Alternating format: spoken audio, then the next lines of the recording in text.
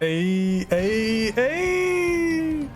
It's about that time. I got another challenge run ready for y'all. Alright, this one took a while. It was actually a lot harder than the last one right here. If you haven't seen that one, you probably should go watch it because Poppy Buster is kinda nasty, alright? Poppy Buster is very nutty. But obviously this one would be a lot harder. But this challenge run is, can you beat Xenoblade 2 without using arts? And that may seem impossible. Like, how are you supposed to do this just off of auto attacks? Which is where my mind first went as well when I first started this. But there's actually, just like the last time, a way to cheese it. And it's actually very simple. But without getting too much off track, obviously, as you can see, we used Torna throughout this playthrough and Poppy. So it's probably the easiest to do with Poppy Cutie Pie, that is. And even with Poppy, it's still kind of tough because I am playing on Bringer of Chaos. So, and I can only use one character in this playthrough because, as you know, the party members, the AI, are automatically going to use arts. Alright, they're designed to use arts and whatever, so that completely just defeats the purpose of the challenge run. So the only way to control and make sure no arts are used is to only have one character, you know, out and control them and not use any arts. But for our build, we have Torna, and it's pretty simple. His accessories, we have Overclock Mango to increase or decrease the time between blade switching, because in this game, blade switching fills up the special gauge. If you haven't noticed by now, that is going to be my main source of damage. Overclock Mango massively decreases the time between blade switches, so I can get special gauge up pretty quickly. Light and Loincloth just have a flat 85% damage increase because Torna is male and all the Poppies are female. And then Buster Torna just because of the outfit. I really only use it for cosmetic, but it also has a nice bonus. Restores 9% HP of damage dealt after a successful auto attack. And healing is going to be very important for this, considering I can't use arts, so we need almost as much healing as we can get. But the way Poppy Cutie Pie is outfitted and this will keep us more than sustainable. And then for my pouch items, we have Coraline, Marimba, and Clicky Clacks. Clicky Clacks, goddamn, Clicky Clacks, because they have the highest special recharge in the entire game at 2.0 each second. And then Coraline Marimba also for its special recharge, but it also has a nice little bonus of 5% affinity gain and 12% damage dealt by specials, which aren't that too impactful, but they do help. It's better to have them than not at all. They make negligible difference, but still a difference nonetheless. And my Poppy builds are pretty standard. Poppy Alpha is obviously going to be a tank, just full out, just tanking everything. 93% block rate. If that doesn't say anything, I don't know what does. Poppy Cutie, I don't use her much. I mainly just use Poppy Cutie Pie in this playthrough, obviously. But Poppy Cutie is outfitted to be just an attacker, do as much damage as she can. Same with Poppy Cutie Pie, she is our main damage dealer and the most broken blade in the entire game. She is absolutely disgusting and she just makes the game baby mode. But that is my setup, and with that, let's get into the challenge run. Now, as you may know, we have to start the challenge run a decent ways into the game because you can't take party members out of the party until the start of chapter 4, which is at the point where after we fight Morag and we're in the little camp area in Gormott before we head on our way to Uman Shipyard. So the first real fight of this challenge run is in Uman Shipyard against the Puffets. And as you may see, I only have Poppy Alpha at this point, so a pretty decent chunk of this challenge run I'm only doing with Poppy Alpha, who is completely outfitted to be just pure tank in defense, no damage whatsoever. So we'll be doing barely any damage with auto attacks and even specials. All right, so the strat here, we'll get a much better strat later on in the game, but the strat here is to basically just sit around and wait for the special to charge. Due to the pouch items, just wait for that special recharge, and then once we get a special, we will hit the enemy, and that's our basic source of damage for right now. This Puffet fight didn't really take too long, considering Poppy Alpha's level 1 special is an AoE, which really helps out a lot. So this one wasn't much of an issue, and it won't really be that much of an issue with Poppy Alpha because she's just pure tank. She'll be blocking damn near every attack and will be taking very little damage. And we can heal with Torna's Buster mode Torna accessory. So this fight wasn't too bad. Now I know I just said literally in the last scene that Poppy Alpha doesn't really do too much damage with auto attacks and specials, but she actually does. As for like at the point in the game I'm at right now, she does pretty decent damage. Later on it kind of falls off, and compared to Cutie and Cutie Pie, obviously her damage is minimized, or at least a lot smaller than those two.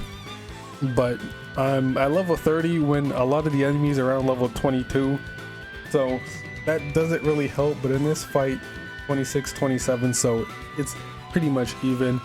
So this fight goes almost pretty much how you'd expect. I'm just auto attacking for chip damage, and then as soon as I get a special, I just use the special. So this fight wasn't too bad either, and I'm probably going to just skip to a major fight or something, or to a fight where something happens, because a lot of the fights from here until basically Giga Rosa and the old factory are going to pretty much go the same way. Just tank hits, wait for special to charge, and then use the special and do damage. So I'm not gonna bore y'all with every single fight where nothing happens. I'm just gonna skip to like the next big fight where something exciting happens. Now, the infamous Lila fight. This is where things actually starting to become a challenge and not just a blowover. This is where things actually start getting interesting, all right? And I actually start getting a little worried. Now, this fight, a couple things which are very annoying. I think like once or twice she used Ether Barrier, which gives her complete invincibility. Like the frame before I use my special, alright, and it just completely gets nullified. So I have to sit there and wait for a special to charge back up. So that's annoying. But then she also has another art called Rocket Kick, which can lower blade affinity. And if you know anything about Xenoblade 2, you know affinity is very important. It's very important for damage, crits, healing, and whatever. So having max affinity is very helpful. Having low to no affinity is not helpful at all, as you will see later in the challenge run, as that's one of the biggest things that made this challenge run so challenging, is having no affinity. There's a couple of fights, couple big fights where my affinity was constantly being lowered and I was just fucked. Affinity is a lot more important than you'd think if you were to do something like this.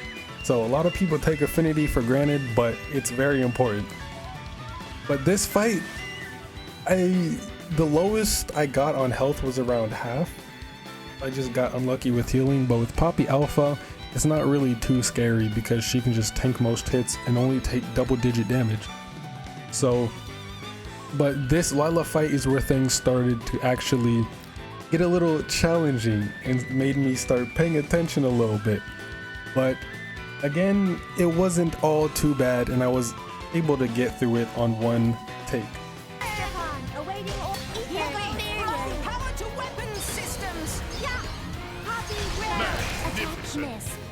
Torna feels stronger. Now, the Zeke fight is when I started to change things up a little bit. Zeke's not called the Zekeinator for nothing, alright? He can do some damage. Alright, my man Zeke, don't sleep on Zeke, alright? The Zekeinator is very powerful. And I kind of got a little worried in this fight because he was doing quite a bit of damage compared to everything before this. I had also skipped the Morag fight after the Lila fight because it was basically the same thing. And Morag and the Ardanian troops went down pretty quickly, so I didn't see a need to cover that really. But Zeke, he actually does a pretty decent amount of damage. So instead of spamming level 1 special as soon as I get it, like I did for every other fight, that would take a pretty long time. So I would just wait to get the level 4 special, just charge all the way up to level 4 special, and then use that. And that does a pretty big chunk of damage. I'd say it's probably worth it to wait for the level 4 to charge up than to just keep spamming level 1s every time you get the chance. Every time they recharge, the damage is probably higher. I mean, I assume so, I don't really know. But yeah, this fight was alright. I thought I was going to die in this fight at least once, since I died in this fight at least once in every other challenge run I've done, or got pretty close to dying. But this one wasn't really too bad. Just charge up level 4 and then just use that. But the Zeke fight went pretty smoothly.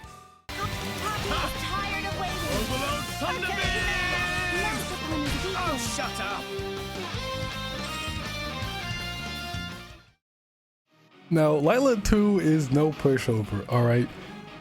I said that the first Lila fight was where things started to get a little interesting and I actually had to pay attention a little bit. This is why, because Lila is just a very good character in terms of like how much of a challenge she gives you. Lila is not, she's not hard to fight, but she's not the easiest either, especially if you have certain conditions like this where she can constantly lower your affinity and she has invincibility. That gets a little annoying sometimes. So Lila 1 was kind of a pushover, but she redeemed herself in this fight. But I redeemed myself even harder and we popped out with the victory.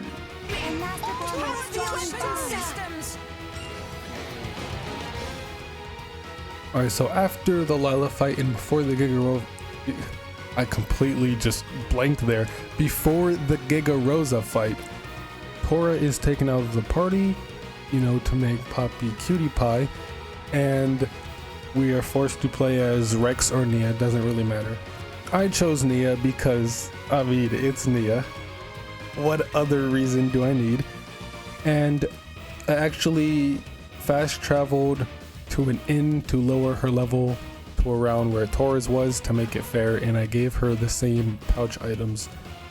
And again, I can only play as Nia. I can't have Rex in the party because he's going to use arts.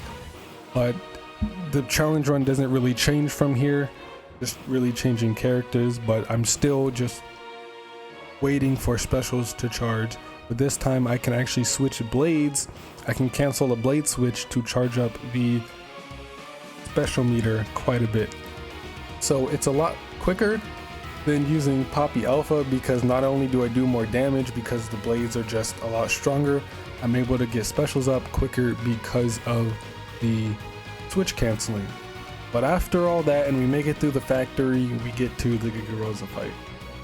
Now I can't even tell you how hard it is not to use an art to press X, Y, or B here, especially when playing as Nia, because I've played Xenoblade 2 for a long time. If you, in my last video is anything to go by, y'all know how much I like Xenoblade 2. I always talk about it, always say how much time I've put into it, and I have almost 500 hours in this game, almost 600 counting Torna. I have about 100 hours in Torna and I got like 400 something here in Xenoblade 2. So My muscle memory is very strong, so it's very hard not to press an R button here. But this fight actually is a lot easier than you think, because halfway through we get Poppy Cutie, but also since it's New Game Plus, we also get Poppy Cutie Pie along with Cutie.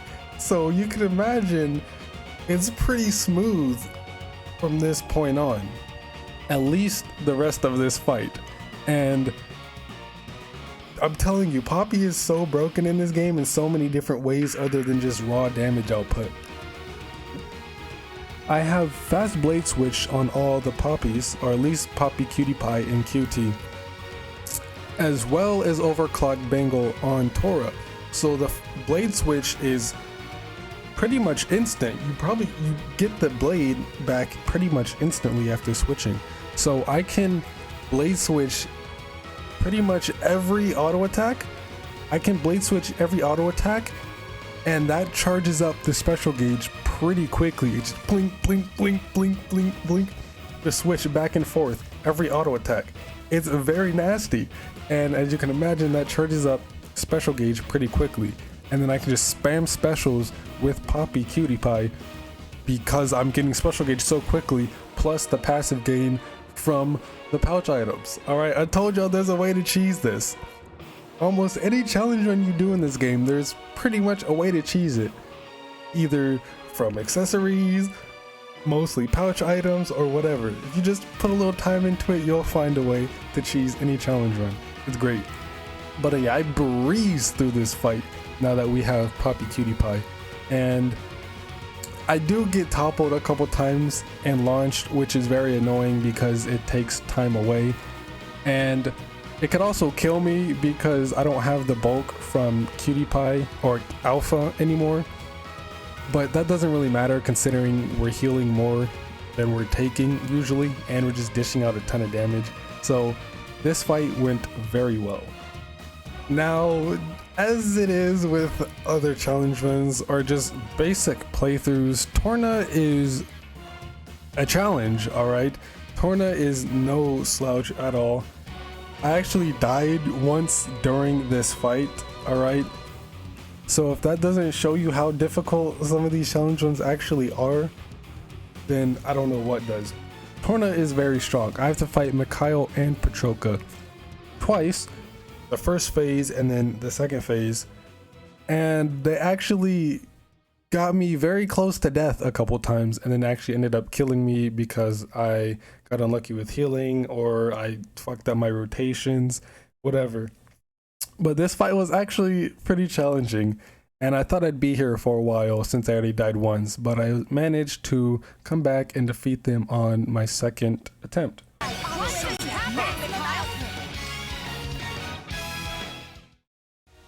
And as is tradition with my challenge runs, I fight the Golnid Aspid on my way through Leftheria. Now, he actually has a Shackle driver with Dragon Roar or Dragon Wave. I think it's Dragon Roar. One of his arts has Shackle driver, which is detrimental because it's just, you can't attack. How are you supposed to do damage if you can't attack unless you have DOT, which DOT, damage over time, isn't as strong in this game as it is in Xenoblade 1. But thankfully, Poppy, being the broken ass blade that she is, she has AC system reset, which debuff cancel. It's a blade art that cancels debuffs. So almost immediately as I got shackled, I was unshackled because AC system reset cancels debuffs. So that was very helpful. But I actually almost died during this fight, which is not surprising considering I get bodied by this damn Aspid every time in every challenge run. It's insane. The lowest I got on health was 135, but as you'll see later on in the challenge run, my main source of healing is actually just stutter stepping with Poppy Cutie Pie, because I get that 9% every time I auto attack with Torna, and I think I have some type of chip on Cutie Pie to where she also restores damage, like a certain percent chance of restoring damage when you're low. Yeah, I have a chip on her. When you're 30% or less, she feels like some kind of health every second. I don't remember the exact description, but when you're low on health, you get health back every second. I think sooner than that.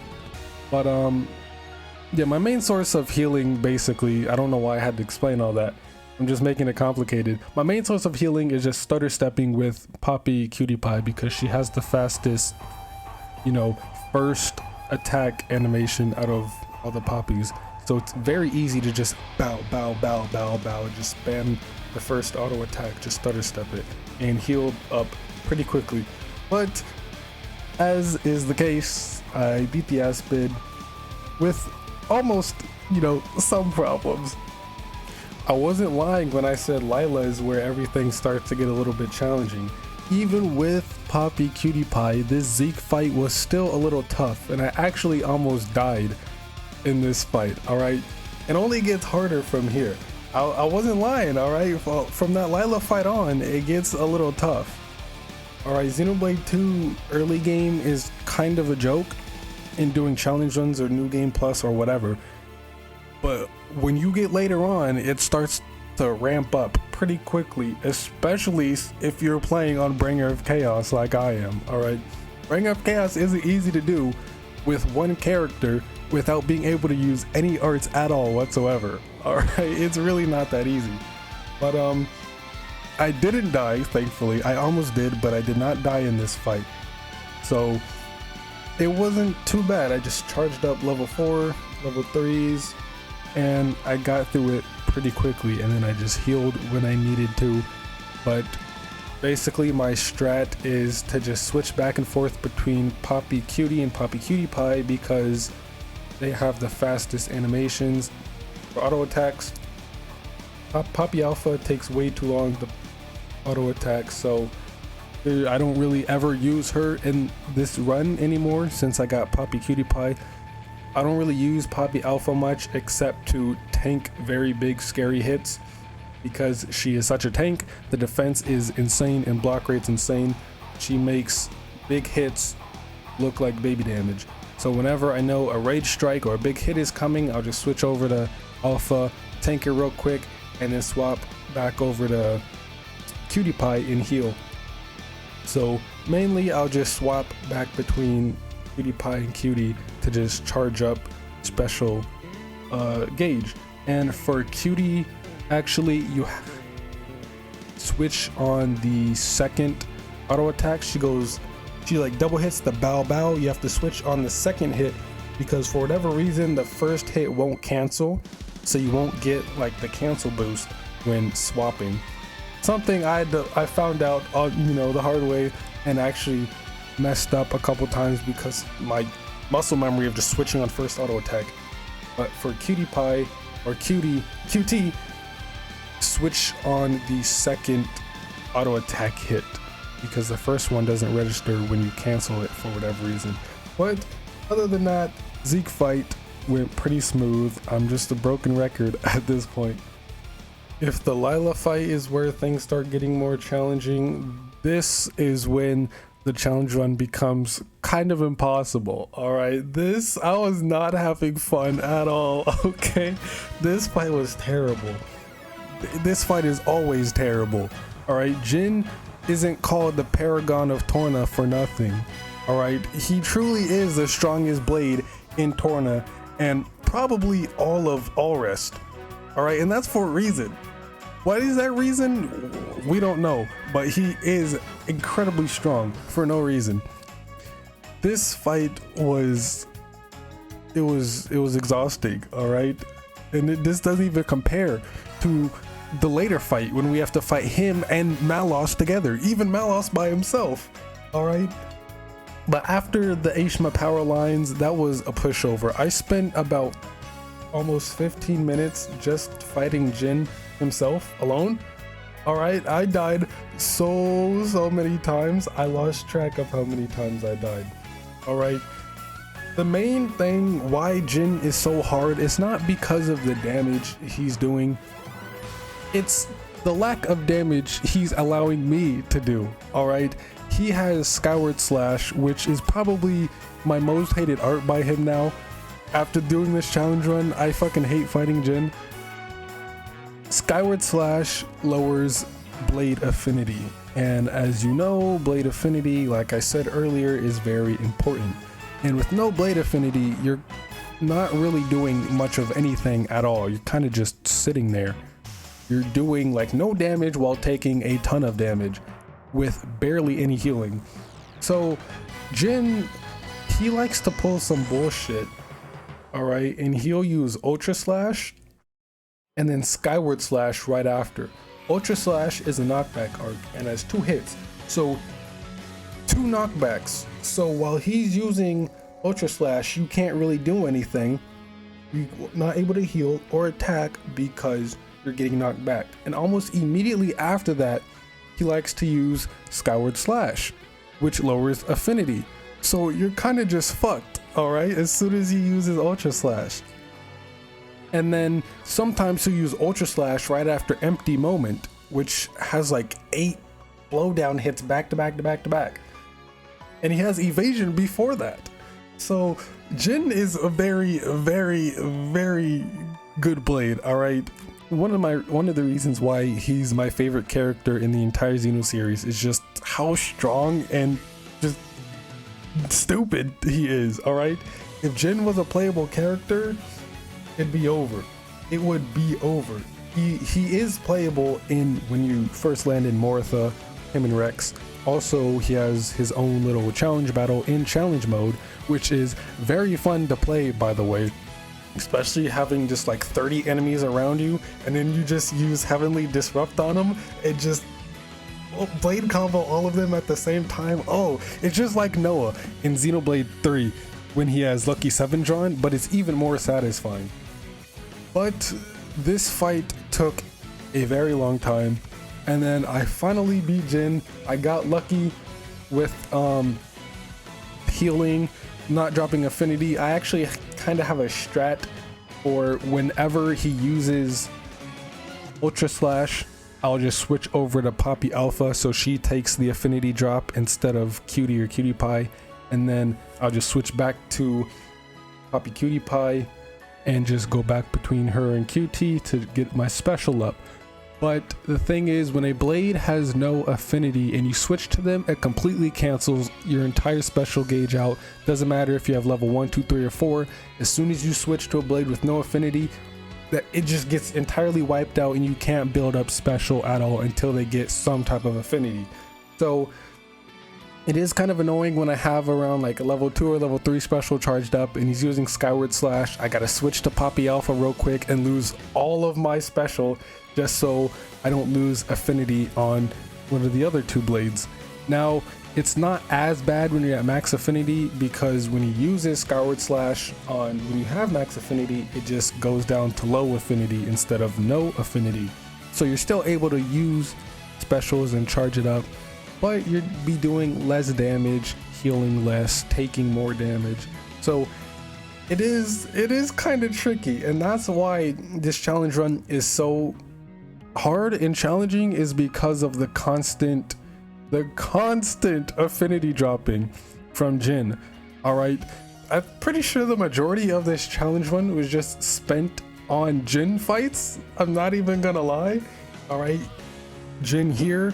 Also, when you fight him after Torna in Tantal, and then God, definitely in Moritha, the Cliffs of Moritha, when you fight him alongside Malos. And then in the World Tree, that is the worst. I actually got mad when fighting him in the World Tree, and I like home button.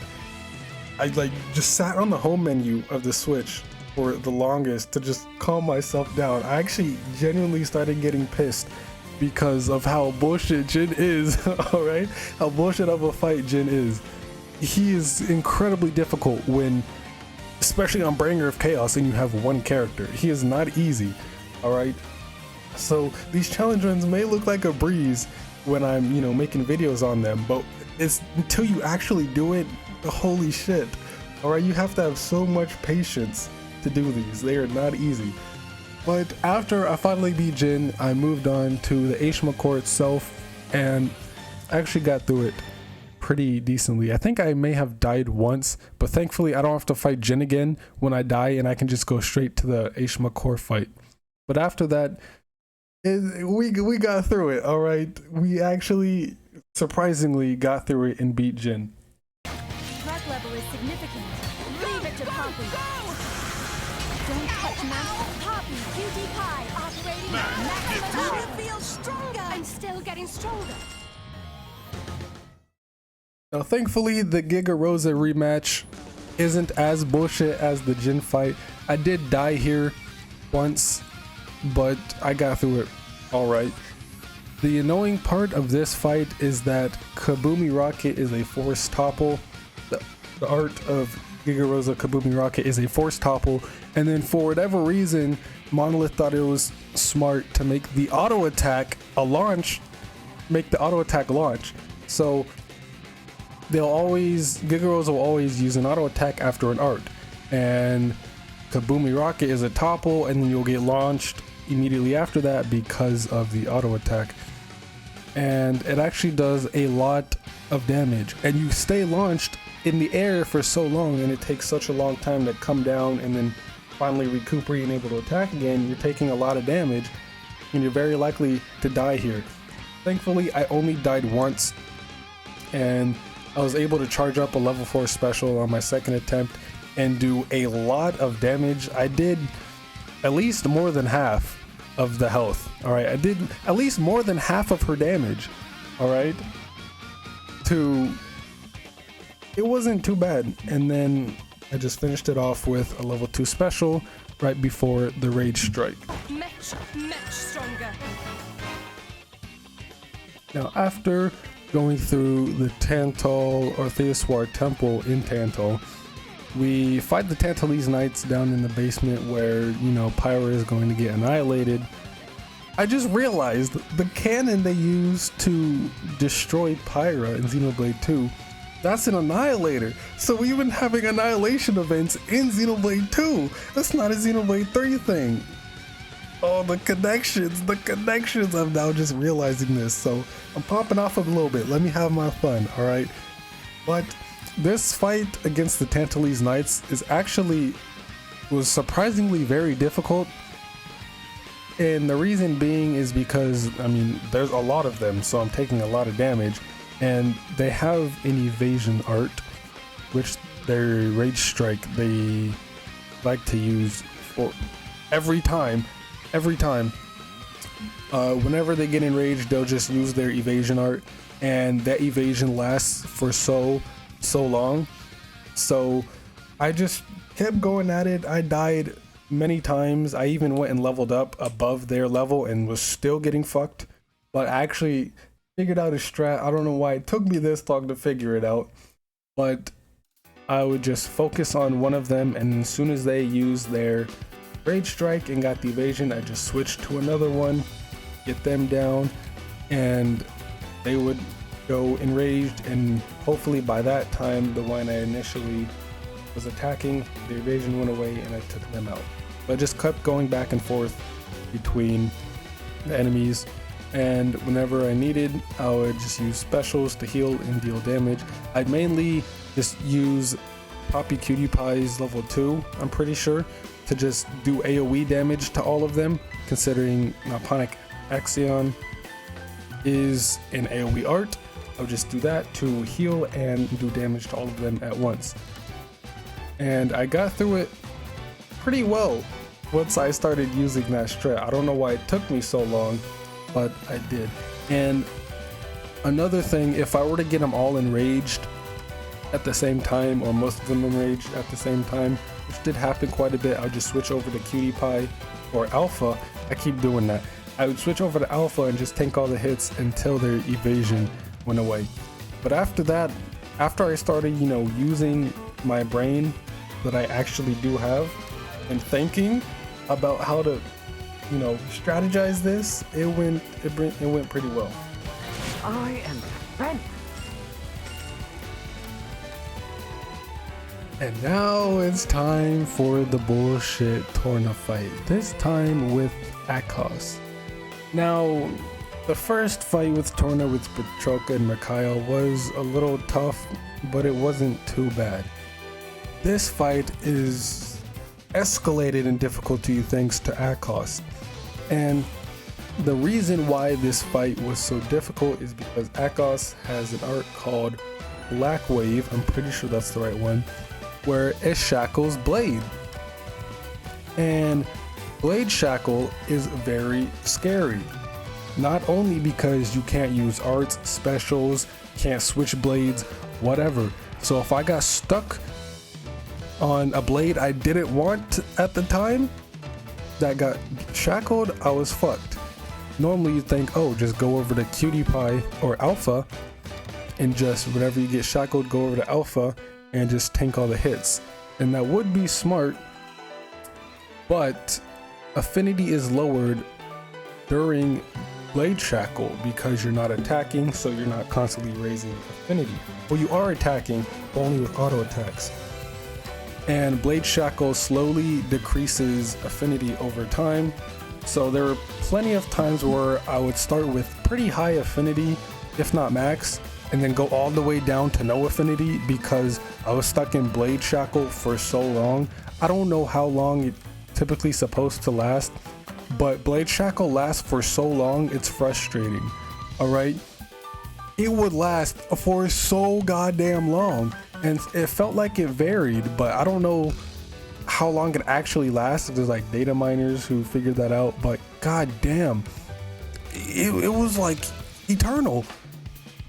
But it actually wouldn't be smart to stay on Alpha. It'd probably be best to stay on Cutie Pie. Yes, I would be taking a lot more damage, but I would also be healing a lot more because of the chip that Poppy Cutie Pie has, plus the Bustin' Mode Torah. And she also has AC System Reset, debuff cancel, so she has a chance on canceling the Blade Shackle on herself, which she didn't do not a single time the entire fight. Alright, I think I spent about half an hour just on this fight alone, and not a single time did she cancel the Blade Shackle, which was very annoying. I think even one time I went and tried to craft a Blade Resist, like a Blade Resist 6 on her, which would help tremendously. But again, it's New Game Plus, so I didn't have all the technical manuals that you would need, because with Poppy, in order to get Cutie Pie, you would, not even that, but in order to get higher rarity or like stronger chips, for example, the Blade Shackle Resist is one of them. It's just like how aux cores work. Get better and better aux cores from level 1 to 6. In order to get the higher ones, you need technical manuals, which you can find all around the world. And I didn't have any of those because it was New Game Plus. So I was shit out of luck. So I just had to mainly just focus on RNG. All I could do is just pray to the RNG gods that they would be nice to me. Alright?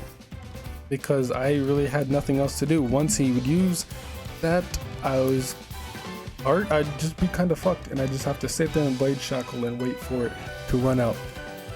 But I did finally get lucky, and I was able to take out Mikhail. He has Crow Taunt, which is a taunt art, as you'd imagine, so it automatically lock onto him at the beginning of the battle. I think my priority list for this fight was Mikhail, Petroka, and then Akos. You think you'd want to go for Akos first, which is true. You would want to go for Akos first so you don't get Blade Shackled, but Mikhail was actually doing very scary damage, and I wanted to get him out of the way first so I wouldn't be getting fucked as often. And then Petroka wasn't really too difficult.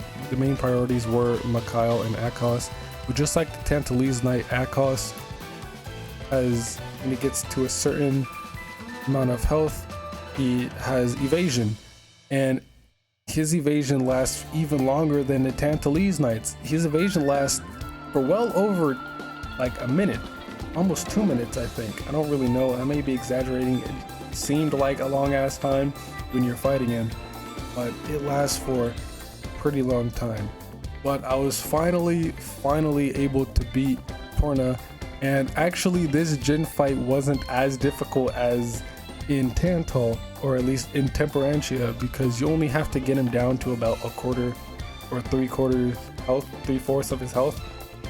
You only have to take like a fourth of his health away, is what I'm trying to say, before the cutscene starts.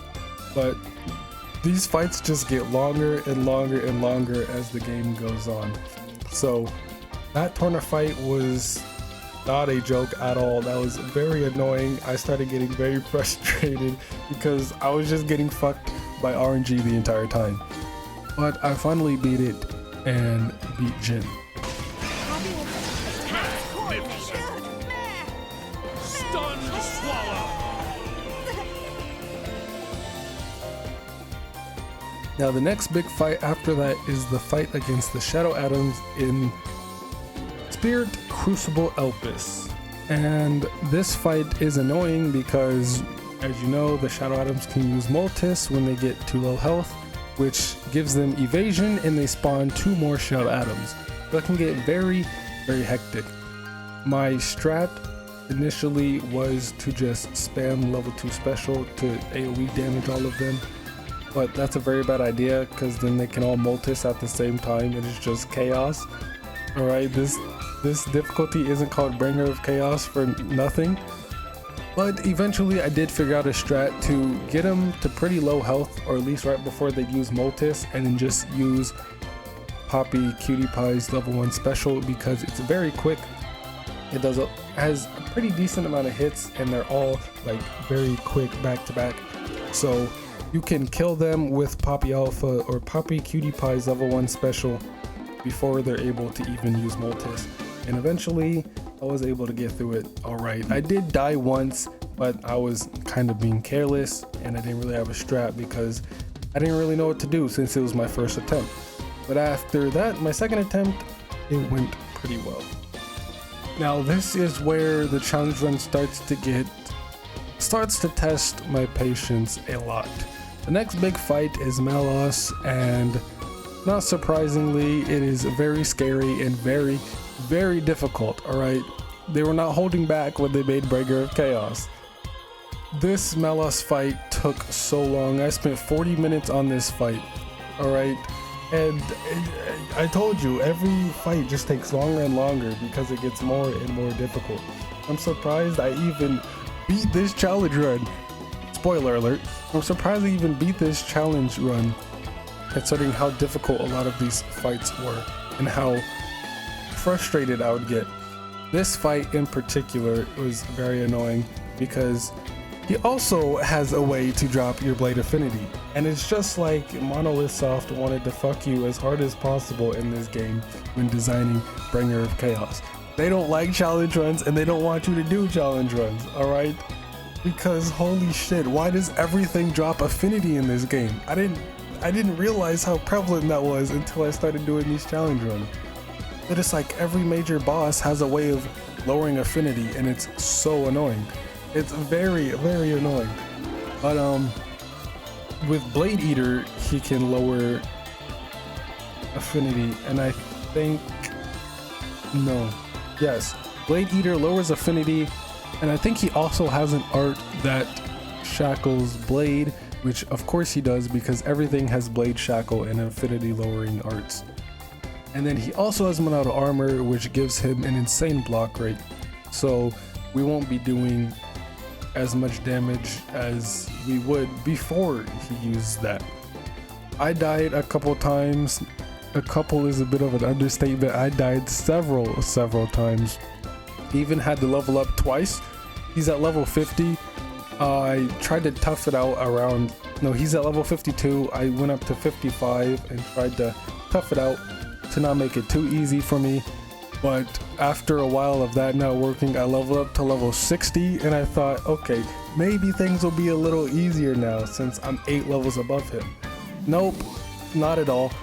Eventually I had to level up to level 70 just to even have a chance, and even then when I went up to 70, it was still so hard. I'm telling you, bro.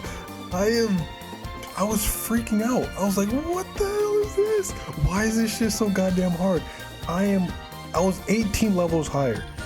All right. I was 18 levels higher than him, and he was still obliterating me. It was absolute mayhem. But finally, I don't know how I did it. I don't know how I got lucky enough, but I actually finally beat Malos.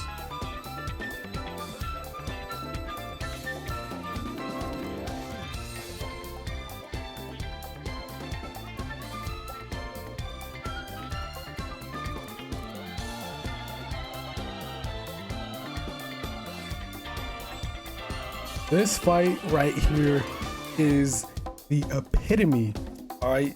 The pure definition of bullshit. This Jin and Malos fight, I was not having fun at all, okay? Like I said earlier, I got so frustrated that I just sat in the home menu of the Switch for a while and just stared because I just couldn't even fathom why this is so difficult. All right, you already know how bullshit the Jin fights were, and how bullshit that Malos fight was. So Takahashi thought it was smart to just combine the two. All right, and just drive you to pull a Shania and just off yourself. Cause what? What is this fight? Especially in Bringer of Chaos, when you have one character and you can't use arts at all. If I just soloed the game with Torna, easy mode, I can just driver combo lock everything with just Poppy, or at least just like do some damage and heal. Well, I can't use arts, so I have to rely strictly off auto attacks until I can charge up a special and then use that. All right, so it doesn't help that both Malos and Jin can both lower affinity and even Shackle Blade. So, and they both of them have a knockback art with 2 hits. Jin has Ultra Slash, I think it was. It hits you twice and knocks you back both times. Same with Malos, he has Striker's Edge, which is a knockback art. He also has Monado Armor, which applies to him and Jin. So they both have insane block rate. So you're barely doing any damage then. And then Jin can also just use Stun Swallow, which has a launch spike. And to be fair, you can just not auto attack. But if you're not auto attacking, you're not healing. So you're kind of just fucked. And he also has Demon Cloak, which is a taunt art, which again, it's a taunt art, so you're locked on to Jin. And the easiest way to beat this fight is to get Malos to about half HP. And it's hard to do that when Jin uses Demon Cloak and you're targeted to him, who has more HP and is a higher level. So it's gonna take even longer. You have to wait for the Demon Cloak to run out and then switch back over to Malos. If you even have enough time to do that before dying, because your blade affinity is constantly being lowered, they're constantly hitting you with knockback and blowdown arts. Both of them have very strong arts, all right? And you have to fight both of them with one character without being able to use arts, all right? I don't think y'all realize how incredibly difficult this fight is with the parameters I have set, and the restrictions I have, how incredibly hard it was to like find motivation to just finish it. I think I even just rage quit this and just stopped. I just completely quit doing the challenge run for the rest of the day and just played other games and did something else. And I didn't come back to it until like 2 days later because I was so frustrated with it. This fight is the epitome of Bringer of Chaos. All right, not even the final boss or any of the bosses after this, whatever. This right here, this Jin and Malice fight is the epitome of Bringer of Chaos. This is the hardest fight in the entire game for this challenge run. And I think the hardest fight in the entire game, period, just in general. Story fight, that is, not counting super bosses. This is the hardest story fight in the entire game, even on a casual playthrough. Alright?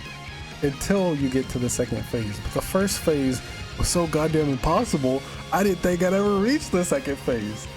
Alright, there was just so much bullshit going on here and there and here. Alright, it was terrible. And then finally I somehow managed. Klaus felt bad for me, alright? Klaus felt bad for me, and he was like, you know what? I'll finally give him a chance. I'll give him his little opportunity to make a difference here. So to that I say, thank you, Klaus. I love you. You're my favorite god. Finally, I beat that and got onto the second phase, and the second phase is easy mode. It's baby mode. Y'all already know this by now, but we get this fight is scripted and you can't lose it because it's impossible to die. You have Numa, you have to control Rex here with Numa, and the other party members are also in this fight. So you can't take out the other party members. They're required for this fight. So this doesn't necessarily negate the challenge run and just, you know, cancel it, disqualify it, whatever, because this is a scripted mandatory fight that you can't really do anything about. You have to control Rex here, and the other party members are in the party, so they're using arts, which, you know, can't really do in this playthrough. So we do quick work of Jin and Malos in this fight, and then the entire Moritha section all the way up into the Galea fight, the Infernal Goldo fight, Jin and Rex are in the party and you can't really take one of them out. So you have to control one of the two and you can't really take them out of the party here. So you kind of just have to breeze through basically the entirety of Moritha until you get to the Galea fight inside of Torna. I'm still getting stronger. Okay, so it turns out I may have capped a little bit. Even during the Galea fight, in the second phase, Jin leaves the party and you get your original party back. But even then, you still can't take the other party members out and you have to use all three party members. So I switched back to Tora, and even though the other party members are there and still using arts, I myself, controlling Tora, still didn't use arts, just to, you know, stay true to the challenge run a little bit, even though that seems contradictory since I used arts with, you know, when Jin was in the party in Moritha. But, you know, I didn't want to be a complete scam. Alright, so at least for the Galea fight, I didn't use arts as Tora, and it went pretty smoothly. Rolling smile. Target silenced. I'm still getting stronger. Now the next major fight after Galea is Jin at the top of the world tree. The majority of the world tree, there isn't really any mandatory required fights except for a fight against an Enderline star and some of the Enderline guardians, I think they're called. Some of the Enderline people. That one was a breeze, so I didn't really need to cover that. But all the bullshit from the Jin fight in Temperantia is here in this Jin fight, plus more because he got stronger and has new arts now. One such art is Zero Zone, which nullifies heal. Alright, it's a nullify heal art, so once he uses Zero Zone, I can't heal at all. So once that happens, I'm basically fucked and I can't really do anything. So not only did I have all the bullshit from the blade affinity lowering, all the knockback and blowdown and all the evasion he has. On top of that, I have to deal with not being able to heal. So this fight took about as long, if not longer, than the fight in Temperantia. Surprisingly, it didn't take too much longer, even though he had more bullshit this time. He was around like level 66. I was at level 80, which we'll be staying at level 80 for the rest of the challenge run. But this fight actually wasn't too bad, aside from, you know, some bullshit RNG here and there. But it went about as you'd expect for a Jin fight. And after that, this is the fight I worry about the most in any challenge run I do ever, the Amalthus fight. And all because of one singular issue. Sacred Arrow. Amalthus has Sacred Arrow, which basically one-shots almost everyone. Regardless of a build you have, you're probably going to get one shot by this, especially in Bringer of Chaos. So Sacred Arrow is the one thing I worry about the most whenever I do any challenge run. The single biggest worry is Sacred Arrow. So in the Amalthus fight wasn't hard at all. Surprisingly, it was a lot easier than I thought it would be, considering it is Amalthus's bitch ass. But it wasn't hard at all. The Sacred Arrow, surprisingly, I tanked very well. When the Sacred Arrow was coming, I switched over to Poppy Alpha, and she took like no damage from that. So that just goes to show how insanely tanky Poppy Alpha can be in this game. Even on Bringer of Chaos, it only did like a couple hundred damage. So Poppy Alpha tanked that pretty damn well. It was kind of scary how well she tanked it. The second time he did a lot more damage. Maybe it was a crit, but it still wasn't enough to kill. So that was kind of surprising. But other than that, I was able to breeze through the Amalthus fight pretty well.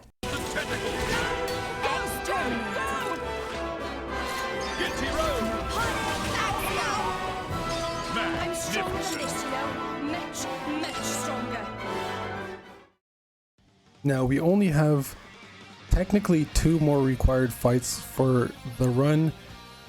It's technically more than 2 because the shadow fights and Ion, but I'll count the shadow fights all as like one fight, like one section where it's back to back, so it's kind of basically one big fight. But the shadow fights, actually I didn't breeze through them like I thought I would.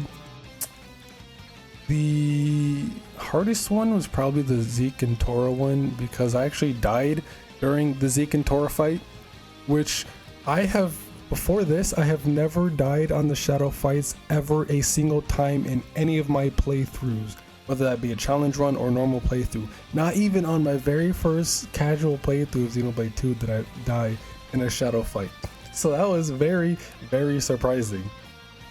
But I did actually manage to beat it after I actually focused. During that Zeke and Tora fight, I kind of just like zoned out. I was just basically just focused on getting Tora out of there, because Poppy Alpha and her 93% block rate, that'd be very annoying to deal with. So I wanted to just get Tora out of there real quick so I wouldn't have to deal with Poppy. But also the Zekinator is there and he does some big dig damage. So I had to change up the strat a little bit, take Zeke out, and then focus on Tora, and we're good. And then finally the moment of truth came, where the end of the challenge run, we finally have to fight Artifice Ion.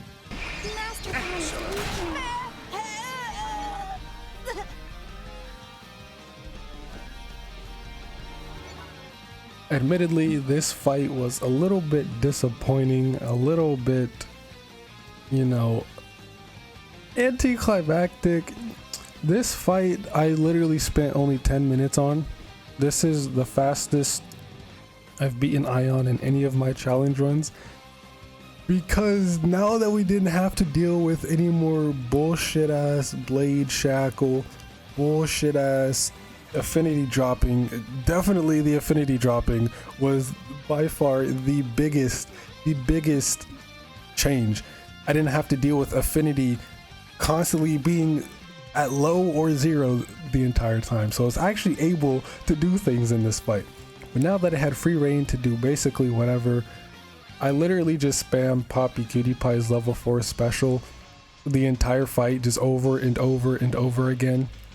Even when he called the servants, I wouldn't even worry about them, and I just continuously focus on Ion, because I was able to stay healthy pretty well. I was able to stay alive and heal pretty well.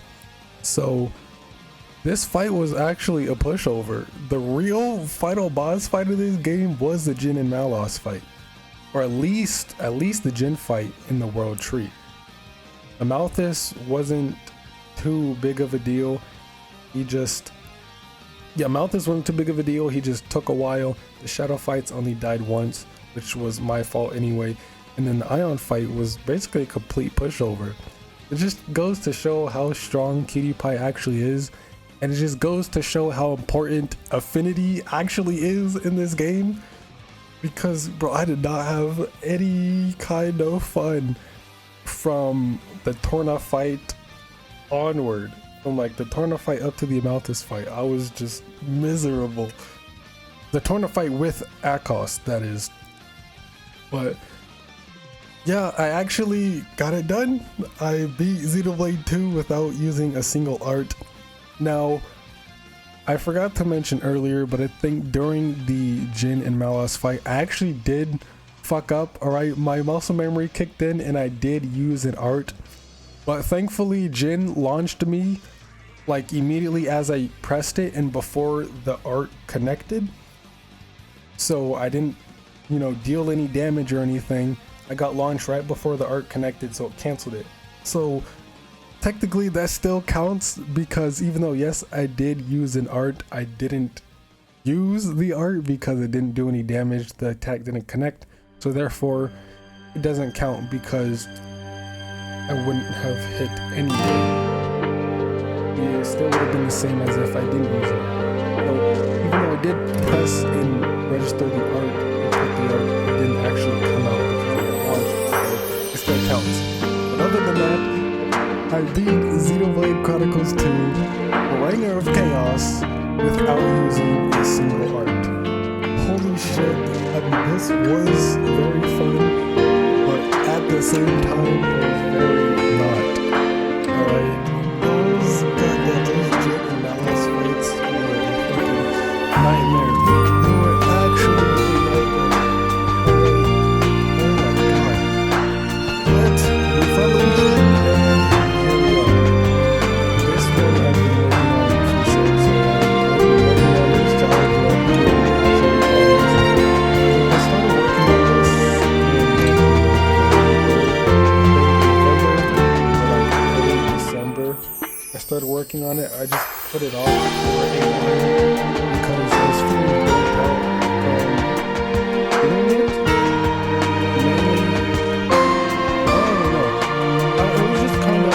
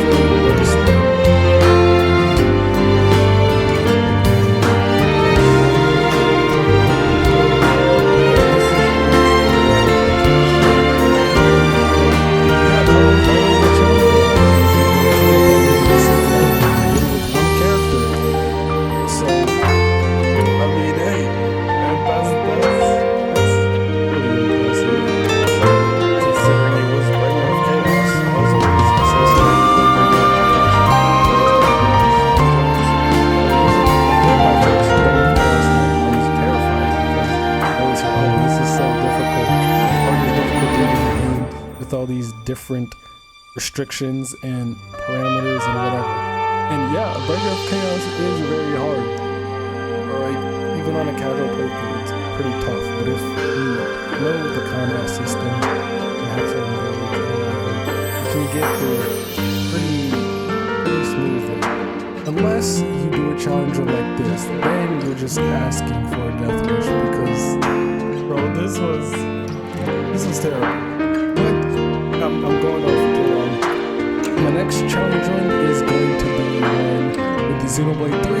Yes, I'm finally going to start my first Xenoblade 3 challenge run, which I've already started working on already. Like a couple weeks ago, I think like last month I started. I barely got through it, but my new challenge run is going to be, can you beat Xenoblade 3 with no healers? Now that one is also not going to be very easy. I'm not playing on hard. No way I'm playing on hard. I'm doing that shit on normal difficulty, all right? Because it's already tough enough. It's already tough enough just in the beginning of the game, all right? And they're like beginning, like end of the beginning of the middle game. It starts to get, you know, a little hectic without healers. So I'm not playing on hard mode, I'm playing on normal. All right, and after doing this Breaker of Chaos mode, I don't know if I can handle another like hard mode challenge run. But yes, my next one will be on Xenoblade 3. Don't know how long that's gonna take. It's probably gonna take a lot longer because I'm less familiar with Xenoblade 3. Obviously Xenoblade 2 I've put the most time into, so I've basically memorized the routes and like what you have to do and all the objectives and whatever for Xenoblade 2. I can just breeze through and beat Xenoblade 2 start to finish in like 2-3 hours, 3-4-5 hours. So Xenoblade 3 is gonna be a lot more difficult. I've only played through the story one time, like 1.5 times. I did do a New Game Plus run. I got to like chapter 7, but I already forgot. You know, I only really played through the story one time, so I don't really remember much of what happens throughout the game and what we have to do and whatever. So this challenge is going to take a while. Within the next couple days, I'm gonna have a video coming out about Jin and why he joined Malos, because a lot of people seem to be confused on why Jin actually joined Malos, and it's pretty simple once you think about it. But yeah, I'm talking for way too long. This voice clip is already 8.5 minutes long. So yeah, I hope y'all enjoy this one because I definitely had fun making it. But that's really about it. So as always, thanks for watching. Have a damn good day. Stay safe. Be well and play some goddamn Xenoblade.